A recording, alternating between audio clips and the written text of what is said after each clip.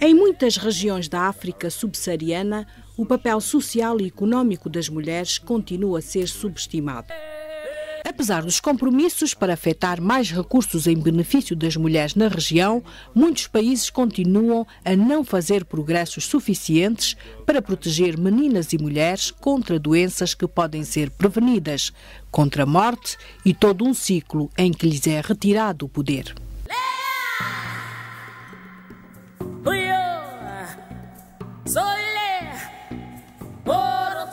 As mulheres africanas são, há milhares de anos, a principal base de apoio de famílias e comunidades, frequentemente em condições de extrema diversidade.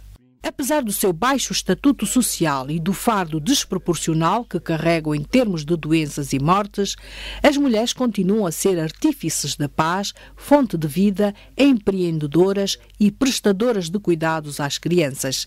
Em suma, as obreiras do futuro de África. We are used to women taking care of the children, of the family, of mother, father, husband, partner. So suddenly, if you, the woman, become self-conscious and you want to go to the hospital to check out if you're okay, you want to go for regular checkup every year, it's seen as you're being selfish.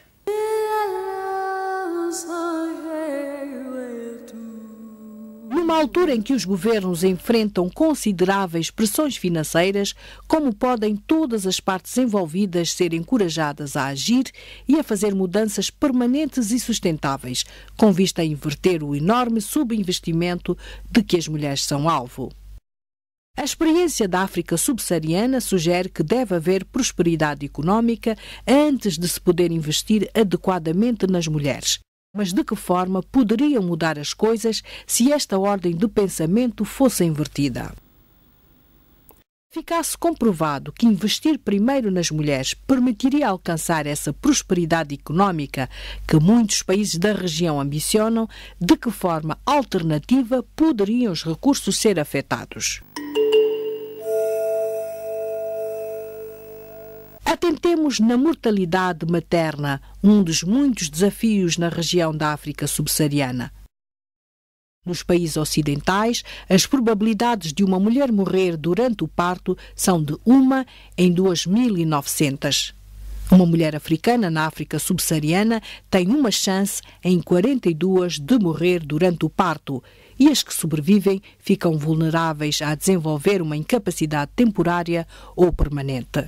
Se os responsáveis políticos afetarem recursos suficientes para reduzir a mortalidade materna em apenas 10%, que impacto teria isso na produtividade e desenvolvimento económico? Examinemos a questão. It was a very serious thing that happened to me. I didn't know its seriousness until a friend of mine called me from the Kolibu hospital and told me, "Hey, Philo, are you alive?" I said, what sort of question is this? So I asked him why that statement. And he said, what I went through, I would have died just like that. Yes. So it was later that I was realizing what I really went through. And I've never stopped counting my blessings up till now. In my last pregnancy, I had an ectopic, which I nearly lost my life.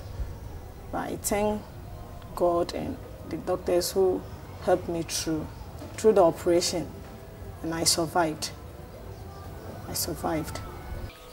As I lay bleeding, the lights went off in the hospital, and it took them some time to get the generator to work. I'm told again that at a point I didn't have a pulse, I didn't have a heart rate or anything. I was, just lying there lifeless at that point. Estas são algumas das mulheres que tiveram sorte, as que tiveram acesso aos cuidados certos no momento certo. No entanto, as histórias de muitas outras não têm um final feliz. A mortalidade materna, apenas superada pelo VIH-Sida, não ocorre isoladamente. É a consequência de uma série de desvantagens que afetam meninas e mulheres em todas as fases das suas vidas. Primeira fase: a menina pequena. Há grandes probabilidades de as meninas, a partir dos 4 anos, terem obrigações domésticas diárias que lhes são atribuídas, como limpar e lavar, ir buscar água e combustível, preparar e cozinhar e fazer troca de produtos no mercado. Segunda fase: a menina adolescente. No caso de a mãe ficar doente, é comum as meninas assumirem também as responsabilidades de cuidar da família. Enquanto isso, é muito mais provável os meninos da mesma idade estarem na escola. Estima-se igualmente que mais de 92 milhões de mulheres, incluindo 12 milhões de meninas entre os 10 e os 14 anos, viverem com os efeitos nocivos da mutilação genital feminina, que é prevalecente em muitos países da região, assim como doenças sexualmente transmissíveis decorrentes de atividade sexual precoce, casamento precoce e violência sexual. Mais de metade das mortes maternas ocorrem em mulheres com idades entre os 16 e os 19. É também o grupo mais afetado pelo VIH-Sida, que representa 1/3 das mortes, em especial em zonas onde há um conflito prolongado. As atitudes relativamente à conceção, em conjunto com pressões da sociedade para ter muitos filhos, resultam em gravidez precoce para muitas das mulheres jovens. Ao arcarem com a responsabilidade de gerir o lar, é menos provável as meninas na região progredirem na área da educação. Isso deixa-as com pouco poder para mudar as suas circunstâncias de vida. Terceira fase: a mulher adulta em idade fértil. Em especial nas áreas rurais, as mulheres têm dificuldade em afirmar o controlo sobre as suas necessidades de cuidados de saúde ou de planeamento familiar. As que podem aceder aos cuidados de saúde têm frequentemente de enfrentar longas viagens, grande escassez de profissionais de saúde devidamente formados e dificuldades financeiras para adquirir os medicamentos de que precisam. I wonder if I had died, what would have happened to my children? Yes, I look at them and I said, if I didn't know what would have happened to them. I don't know how I can take care of 3 babies alone. As mulheres constituem a maioria da força de trabalho agrícola e são responsáveis por quase 80% da produção alimentar no continente, produzindo e preparando alimentos e vendendo os excedentes. Há também muito maiores probabilidades de as mulheres pouparem recursos do que os homens para os cuidados dos filhos. As probabilidades de ocorrerem mortes maternas resultantes de cuidados obstétricos e pós-natais de má qualidade são mais elevadas na África subsaariana do que em qualquer outra parte do mundo. O VIH-Sida continua a ser um problema, tal como a violação e violência, em especial em zonas de conflito, onde a violação atinge por vezes proporções epidémicas, sendo a violação múltipla uma ocorrência frequente, infelizmente. Quarta fase: a mulher após a idade fértil. As mulheres que vivem para além da sua idade fértil enfrentam a mais elevada incidência mundialmente de cancro do colo do útero, assim como de outras doenças que põem em risco a sua vida. De nos jours, il y a pas beaucoup de femmes qui se font, par exemple, dépister par rapport au cancer du col de l'utérus. Mas c'est un problème, mas ça tue. A ausência de independência financeira ou programas de pensões sobrecarregam os outros membros da família. Na família, as mulheres idosas cuidam também de órfãos com VIH-Sida e a sua ajuda torna-se por isso ainda mais importante. Então, se fossem afetados recursos suficientes para reduzir a mortalidade materna em apenas 10%, de que modo é que isso afetaria a produtividade e o desenvolvimento económico de uma maneira geral? Este relatório da Organização Mundial da Saúde estima que, em 2008, a região da África subsaariana viu um declínio de produtividade de 5,4 mil milhões de dólares norte-americanos unicamente devido a mortes maternas. Mesmo os cálculos mais básicos demonstram que uma redução de 10% de mortes maternas resultaria num ganho de aproximadamente 500 milhões de dólares norte-americanos em termos de produtividade para a região todos os anos. Tentemos compreender o significado de uma mãe africana e o que a sua sobrevivência significa para a sua família, comunidade e país. Exploremos o seguinte cenário. Uma mãe está grávida do seu terceiro filho. Sobrevive ao parto e está de boa saúde. Continua a ser a principal responsável dos seus filhos. Ela e as outras mulheres continuam a ser responsáveis por 80% da produtividade agrícola e as suas famílias permanecem íntegras. As suas filhas são parte da força de trabalho doméstico, aumentando assim a produtividade da família, mas sem prejuízo da escolaridade. Por meio da educação, são maiores as probabilidades de as filhas compreenderem os benefícios do planeamento familiar e de se protegerem contra as doenças sexualmente transmissíveis. É igualmente provável que exerçam mais controlo sobre as suas necessidades de saúde, atividade sexual e gravidez. Quando o seu potencial aumenta, a eficiência do seu trabalho aumenta também, reduzindo o fardo das tarefas domésticas que recai sobre a mãe e as mulheres. Em consequência, os ganhos em termos de poder social e económico da sua filha dá-lhe maior segurança e conforto que se prolongam para além dos seus anos de trabalho. Quando chegam os netos, ela pode cuidar deles, dando apoio à atividade económica da sua filha, contribuindo com mais produtividade, crescimento e desenvolvimento para toda a região. A Organização Mundial da Saúde apela a uma abordagem multissectorial para a mortalidade materna. Tal abordagem inclui melhorias nos cuidados obstétricos e pós-natais e um melhor acesso à educação. Os benefícios socioeconómicos aumentam em cada geração à medida que o ciclo em que lhes falta poder sobre as suas vidas se transforma num ciclo em que adquirem poder. If we have very few people pushing the country's economy, where can we get to?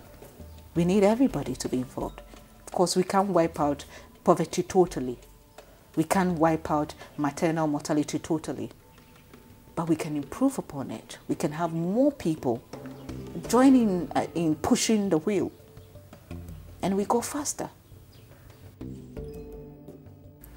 We need to educate our politicians. We need to hold them responsible.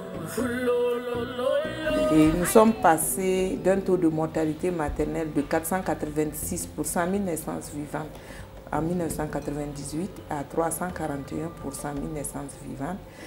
Et ça, c'est d'une part lié aux efforts que le gouvernement a bien voulu faire pour améliorer la santé en prénatal. Il y a la subvention des accouchements à 80%. Et la prise en charge des urgences obstétricales, quand on sait que ce sont ces urgences qui font le lit de la mortalité maternelle. J'étais accoucheuse traditionnelle, mais je n'aide plus les femmes à accoucher à la maison. Mais je les accompagne jusqu'au centre médical.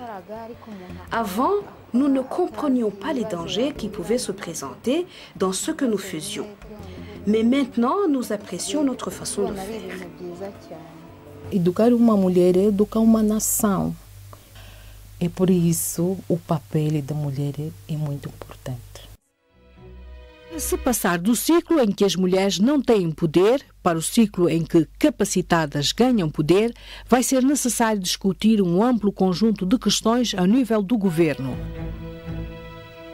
A região africana da Organização Mundial da Saúde nomeou recentemente uma comissão de especialistas de todo o continente para avaliar o estado atual dos cuidados de saúde das mulheres em África. O presente relatório identificou 6 grupos de intervenções que, com um nível adequado de financiamento, podem melhorar a vida das mulheres na região africana. Tudo para o investimento dar frutos, deve ser acompanhado de compromisso e liderança política e dos recursos e apoio de muitos atores, incluindo os governos, parceiros de desenvolvimento, comunidades e as próprias mulheres. 1. Boa governança e liderança para melhorar a promoção do apoio e investimento na saúde das mulheres. 2. Iniciativa ao nível de políticas e legislação para traduzir a boa governação e liderança em ações concretas. 3. Intervenções multissectoriais necessárias para melhorar a saúde das mulheres. 4. Capacitar para dar poder às meninas e mulheres para que sejam agentes eficazes em prol dos seus próprios interesses. 5. Melhorar a capacidade de resposta dos sistemas de saúde para resolver os problemas das mulheres. 6.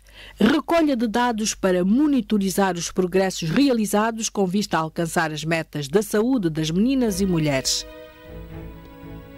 Logo, qualquer coisa que se possa fazer para reforçar a sua saúde e bem-estar e para reduzir o seu fardo de dor, incapacidade e doença é extremamente valioso para elas e as comunidades. We need to do something to bring about radical change, and we need to do it now. That is why the World Health Organization has produced this major new report prepared by a panel of experts drawn from across the continent and making specific and actionable recommendations that can really make a difference to the lives of women in Africa. We ask policymakers, healthcare providers, medical professionals, partners, and non-governmental organizations and all other concerned with the care of women to consider these recommendations seriously and to act on them without delay. In doing so, not only will they help to improve significantly the lives of women in Africa, but they will also enhance the prosperity of the whole region by ensuring that the economic and social contribution made by women generally to the societies in which they live can reach its full potential.